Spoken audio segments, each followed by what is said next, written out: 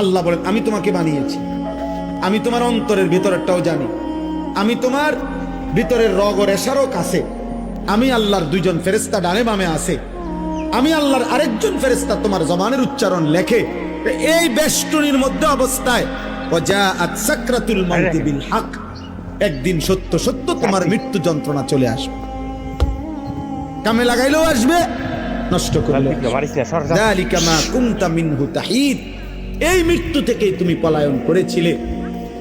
অতএব আল্লাহ বলেন তুমি কামে লাগাও আর নষ্ট করো, তুমি হায়াত আমলে কাটাও আর নাফরমানিতে কাটাও।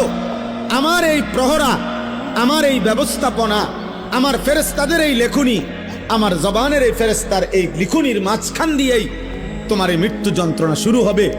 আর তুমি মরে যাবা, কবরে যাবা। একদিন হাসরের ময়দানে তোমার এই জিন্দিগির ভালো কিংবা মন্দের হিসাব হবে। আর তুমি তখন জানতে পারবা যে তোমার জিন্দিগি কি করা উচিত ছিল, কি করা উচিত ছিল না। কিন্তু সেদিন বুঝবা, লাভ হবে।